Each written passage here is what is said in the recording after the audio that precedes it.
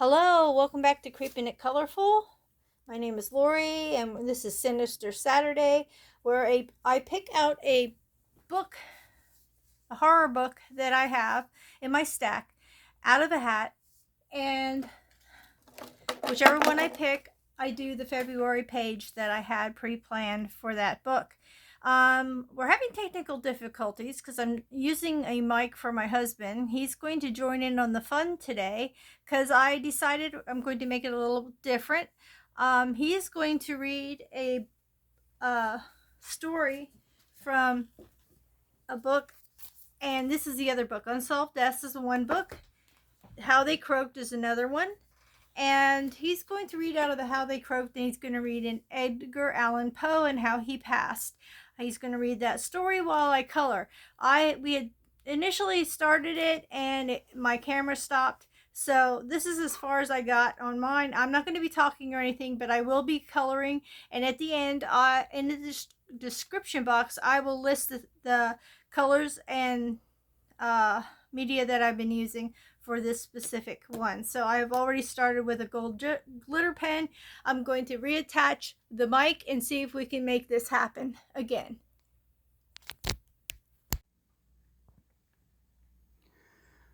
Edgar Allan Poe. Who is Poe? Writer, born Boston, Massachusetts, January 19, 1809. He died Baltimore, Maryland, October 7, 1849, at 40 years old. Poe attended a lot of funerals. When he wasn't going to funerals, he wrote stories about dead people or soon to be dead people, living in torture chambers, haunted houses, and other creepy locales with zero chance of escape, like in The Pit and the Pendulum, The Fall of the House of Usher, and the murders in the Rue Morgeroo. His stories start out with lines like, "I was sick, sick unto death with that long agony." And that's the cheery part. Misery, loneliness, and death are the grim themes of his work and of his life. Lots of bad stuff happened to him, and then he died. Poe's major woe started when his dad split, leaving Poe's ailing mother and 3 small children on their own. By the time Poe was 3, his mom had died of tuberculosis. He watched her cough up blood and waste away. Little Poe sat in a room with his mom's dead body for a few days until it was taken away and buried. After that, he slept with the covers over his head because he thought a dead person would come get him in the middle of the night. Abandoned and orphaned, Poe was separated from his brother and sister and raised by foster parents, Fanny and John Allen. Fanny loved Poe, but Joe hated his guts. Poe grew to have a large forehead, a brooding stare, and a gift for words. When Poe was 15, his first girlfriend dropped dead of tuberculosis, just like his mother. By the time he was 20, he'd gone to college, dropped out, joined the Army, dropped out, and published his first book of poems. Writing became his life's work. Then step-mom Fanny started coughing up blood, and she died of tuberculosis. John told Poe to get lost. Poe reconnected with his older brother, Henry, but then Henry died of tuberculosis. Poe moved in with an aunt and his first cousin, Virginia. He fell in love with Virginia, and they got married, acceptable in those days. But then guess what? Virginia died of tuberculosis. There's no denying it. Poe was a disaster magnet. Poe used his bad case of gloomies when he put the pen to paper. In 1845, his poem, The Raven, was published in the Evening Mirror, and it became an instant classic. It turned Poe into a celebrity, and everybody wanted to know him, but it didn't pay the bills, and he was starving most of the time. He was paid practically nothing, and because there were no copyright laws, what he wrote could be freely copied by others. In his whole life, he earned only $300 for all his writing. Reduced to begging people for help, sometimes he'd send letters to far-off relatives and acquaintances to ask for money. Despite these troubles, Poe miraculously kept writing. But there was another problem. He tried to ditch his troubles by drinking. People expected that when he walked into a room, he would probably be drunk, or he'd wander the streets missing a shoe, disheveled and disorientated. A polite word used at the time for drunk. Though he tried many times, Poe couldn't keep a paying job. He pursued a couple of wealthy women in the hope of finding love and security, but being a drunk is not that attractive. People avoided him like the plague. My life seems wasted. The future looks a dreary blank, Poe wrote to his aunt. Desperate, he left Richmond, Virginia to head to New York City on a wild goose chase in pursuit of work. Poe's first stop was Baltimore, where he accidentally walked off with someone else's cane and lost his luggage. And then for the next 6 days, Poe completely vanished. There's no record of where he was or what he was doing, and for a relatively famous man, that was hard to do unless he was drunk, face down somewhere, which was very possible. On Election Day, Poe showed up at a bar called Ryan's Fourth Ward, Polls in Baltimore, so named because it was used as an election polling place. He was a wreck. He was disorientated. His vest and his neckcloth, like a tie, only wider and tied differently, were gone, and he was wearing someone else's filthy clothes inside and backward. It was a complete coincidence that two of Poe's distant relatives came into the bar. They didn't have any fond family memories. Poe had been drunk and belligerent the last time they saw him, and it looked like he was at it again. They dragged his limp body out of there and dropped him at the hospital so he could sleep it off in the drunk ward. At the hospital the next day, Poe was jumpy and agitated. He was walking, but it was all gibberish. He was talking, but it was all gibberish. The doctors assumed he was still drunk. Overnight, he became less erratic, but the next morning, he still wasn't making sense. He should have sobered up by then. The doctors offered Poe water to drink, but he wouldn't take it. Poe woke up the next morning delirious and began calling out to the name Reynolds. He blathered about Reynolds until 3 the following morning. Then Edgar Allan Poe died. It was October 7th, 1849, and he was only 40 years old. The cause of death was given as congestion of the brain, which was a common medical phrase at the time that explained practically nothing. Over the years, everybody assumed that Poe had died of alcohol poisoning, but how could he still have been drunk after not drinking a drop for days in the hospital? Recently, doctors re-examined Poe's medical records.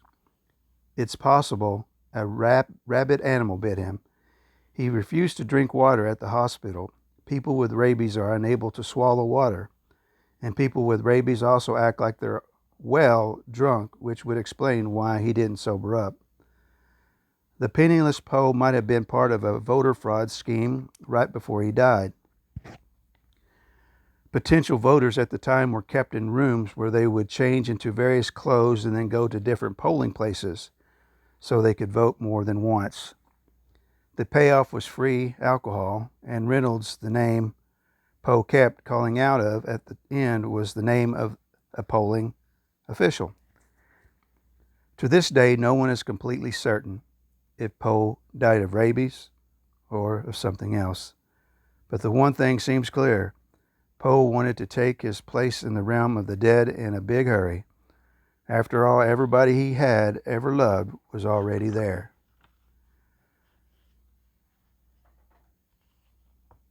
There's extras at the end of this story about tuberculosis and rabies, and a part about the first detective story. In regards to tuberculosis, note says more than 1 billion people have died of tuberculosis. It is the biggest killer of all time. One of every 7 people died from tuberculosis in the 1800s when Poe was alive. A person catches tuberculosis by breathing an inborn bacteria when a sick person sneezes or coughs. It used to be called consumption because it seemed to consume its victims. The symptoms are coughing up blood, wasting away, fever, and chest pain. Cattle, frogs, turtles, some birds, and even fish can get tuberculosis. The first tuberculosis vaccine was developed in 1921. Today, tuberculosis can be cured with antibiotics, but it still kills almost 2 million people every year. Rabies? Note says, people get rabies when an animal infected with rabies, most likely a dog, cat, skunk, cow, wolf, or raccoon, bites them. You can also get rabies from breathing the air in caves where infected bats live. In most cases, symptoms appear 1 to 3 months after exposure, depending on when the virus reaches the brain. Symptoms include restlessness, confusion, agitation, terror, and an inability to swallow water. Louis Pasteur developed the vaccine against rabies in 1885. 55,000 people still die of rabies every year, mostly in Asia and Africa. Last note, with Skull and Crossbones, first detective story. Poe's story, The Murders in the Rue Morgue, was published in Graham's Magazine in 1841. It is considered the first detective story ever written. The detective's name is C. Augustus Dupin. The end.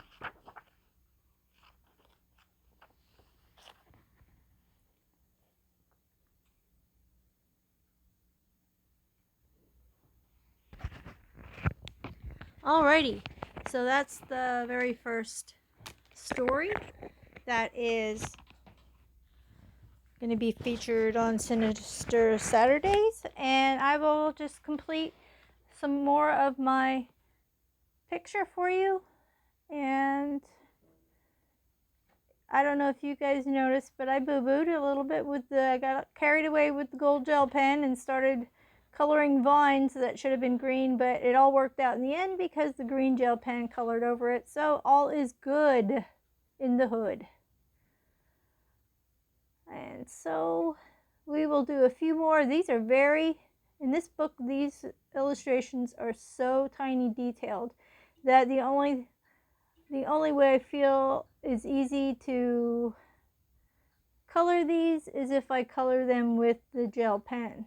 So, and of course my style of gel pen, my preferred is glitter. There's never too much glitter. And these vines are tiny. Thank goodness these tips to these pens are not too broad. And I actually got these ones off of Temu, if you can believe that, right? And they are juicy and they are awesome. So there's that from Temu. It's not all bad. You just got to read the fine print. That's what I learned. Ordering from Temu, make sure you read the description of whatever you're wanting to order or interested in at the time. Read the description, read the measurements, because they do put that in those descriptions. So if you bought something and you're like, oh my gosh, this is smaller than what I thought, it could have been your error. So double back and make sure. There's a lot of vines here, and they're very intricate vines. I picked this one because of course they have the hearts And the other, I'll quick show you the other illustration that I had picked is this one. With all those freaking eyeballs. I guess they look like grapes. But yeah, so either one would have been tedious and will be. And I only have a week to finish this. But I shall finish this today if I don't finish it during this video. I will definitely be finishing off the video, and when I post it, I will post, well, when I upload the video, I will more than likely have everything that I used for this picture in the description. So in case you wanted to at least do some of it the way I've been doing it, you will have an idea of what I used in some of the colors. I think basically in this book, I've done some before, some other pictures, but I think gel pen is the major way to go, whether you use regular or glitter. Glitter just makes it look a little more fancier. So that's what I use. But like I said, it's such fine details that gel pens seem to be the solution. If you have fine line markers, I suppose you can use those too. These are one-sided pages and they are pretty thick, so I don't think you'll have too much trouble, but just in case, don't forget to put that paper in between so you don't mess up your other pages. I hope you like this little addition to our coloring. If you do, just comment below and let me know if you like it, or if you'd rather not have that done, or if it interests you, if it's because it's something different. I just thought I'd do something different instead of me just jabbering like I am right now. And some people like that, some people don't. Some people would like to rather see people color and not say a darn word, and that's fine. Mute me and just watch me color if that's the case, because I do jabber.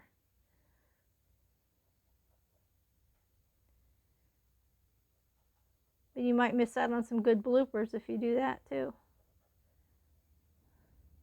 Because I'm not an editing queen, so you just might see some real bloopers. I don't have a red gel pen to use, so I'm going to use this pinkish purple for the roses that are all over the place here. And it works just as fine. They're just as bright and pretty. So they'll get... Yeah, I don't do really too much shading in this book. I gotta get a piece of cardboard so that I don't smear myself with the gel pen that I've already done. Put it under my arm there like that, and we shall go on with the roses. Oop, I found some vines that I missed, so I'll have to get to those then.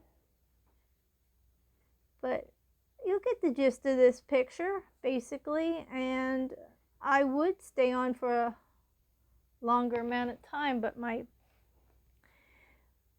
camera doesn't, on my phone, gets finicky. We've already done a take 2 of this. I had already, you know, like once you start coloring, you can't take it back. So I just, the show must go on, as they say. And we just did a do-over a little bit, what we could do. See, that color isn't too bad. What colors do you use a lot of? I seem to tend to use a lot of browns, greens, and reds, basically. And so those are like the first pens and pencils that need to be replaced or substituted.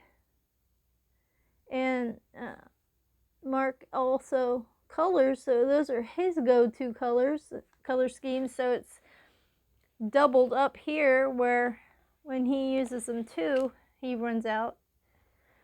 We're both up a creek because we'll have to mix colors after a while to get the color we desire.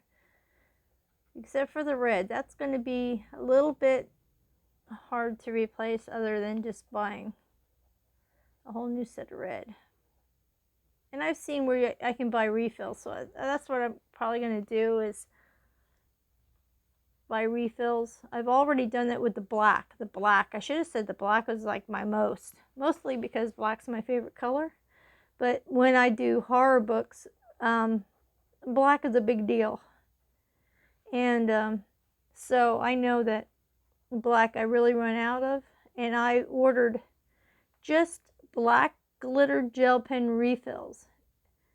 And I mean, we've been both going through them pretty much, but it's worth it just to replace the ink.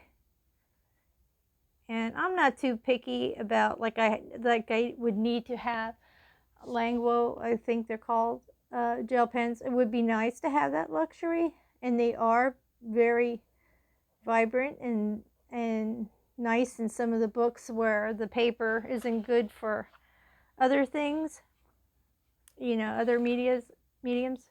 And so they are a nice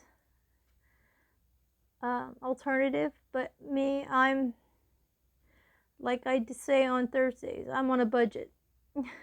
So when you have that, you learn to either do without or substitute something just as well. And these markers from Temu, as you can see, they are Chinese or Japanese, I'm not sure which, but they are good. They are, I mean, like, I use them a lot, as you can see, but still, they are good gel pens for the price. Okay, I saw some green that I had missed, so I'm now going to figure out where I was. Okay, here's where I missed it. One thing about this guy, doing him, whatever you do on the upper half should be the same on the bottom half. So it's not too hard to figure out where you're at, except I missed this whole rose vine here.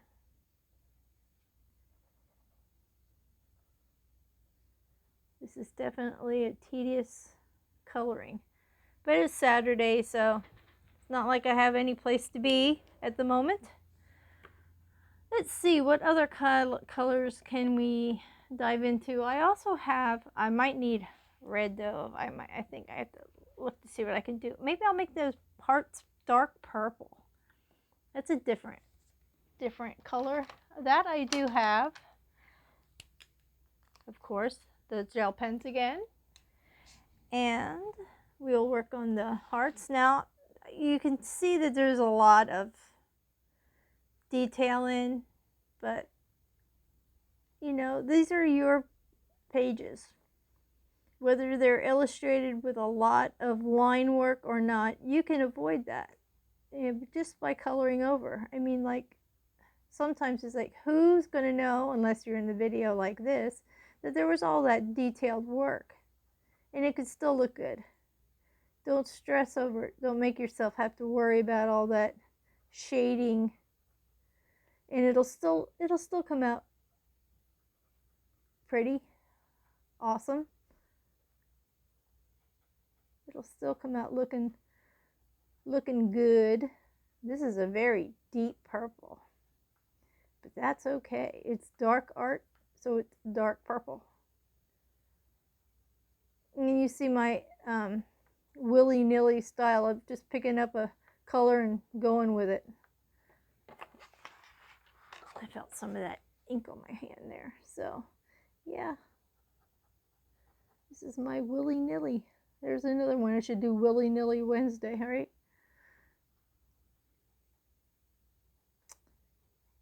And we'll get one of these purple hearts done to let you see that. I'm getting rid of all that stress right now, just coloring over all of it. And I know it would look awesome with pencil, but I'm not worried about it. I'm not worried about the fact that I'm going to cover all over that shading. And that dripping is going to be a different color. But there you go. There's one of the hearts. And the other heart's over here. And let's see what else I could do at the upper top that I would do on the bottom. I do have browns, and let me see if I have a brown that I can use. It's not really glitter, but we can use that for, I will use that for this right here, underneath here, this brown. Oh, it's a very dark brown at that. And it's, I don't think this one's glitter, but that's fine. No worries.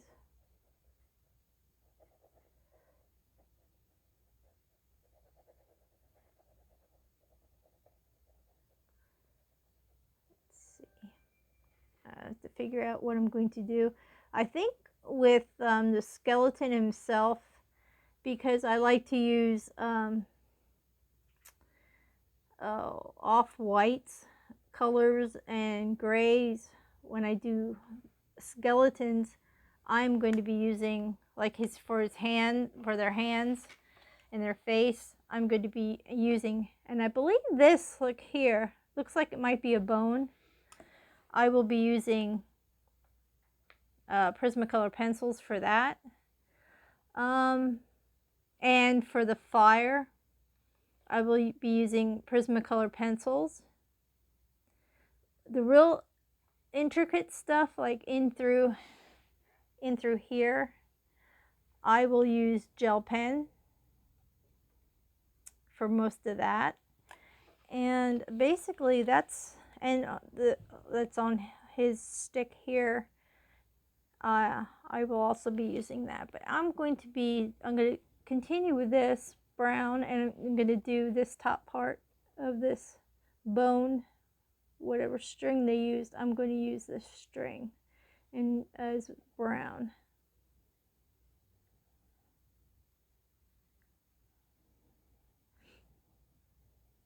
It's whatever you feel like using, however you feel like using it. No judgment. It's just do what you want. It's your picture.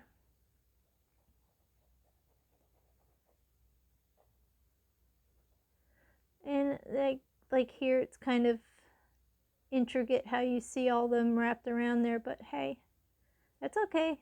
I'm covering the lines, but that's all right. They'll see some crisscross, so you'll get the gist of it by looking at it anyway. So it's no big deal. Got to keep remembering that. No big deal. His outfit also, I think to match the hearts, I will make his outfit purple, and we'll also do that in pencil.